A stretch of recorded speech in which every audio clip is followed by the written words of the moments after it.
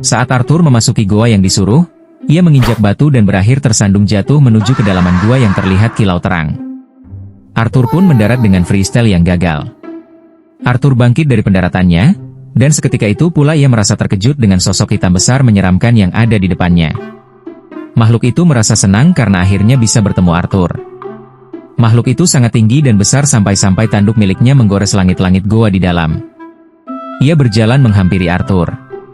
Arthur terlihat ketakutan dengan makhluk itu sampai-sampai mangap mulutnya. Makhluk itu bilang ke Arthur, "Kalau kamu mangap terus nanti serangga bakalan masuk ke mulut Emu." Lalu sosok itu mengulurkan tangannya pada Arthur dan berkata kalau dia butuh sedikit waktu untuk membuka portal yang cukup kuat agar Arthur bisa pulang. Dan sosok itu juga bilang kalau dia akan menjaga Arthur sampai tiba waktunya untuk Arthur bisa pulang. Arthur berterima kasih, setelah itu perhatiannya tertuju ke arah buah yang terlihat bersinar. Arthur menghampirinya. Buah itu terlihat mengkilap sampai bisa memunculkan bayangan Arthur hingga ia teringat dengan keluarganya. Tapi rasa kerinduannya itu harus tercabut karena interaksi tiba-tiba dari sang sosok hitam yang membuat Arthur terkejut.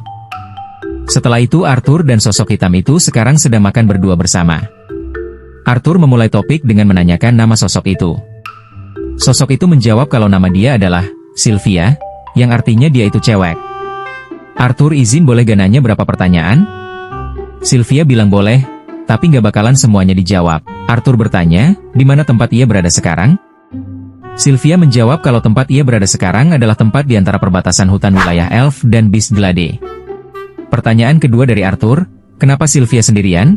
Jawaban Sylvia adalah karena Sylvia memang tidak memiliki siapapun, dan juga Sylvia memiliki banyak musuh sehingga ia harus menyendiri. Pertanyaan ketiga Arthur, mengapa ada luka di dada Sylvia?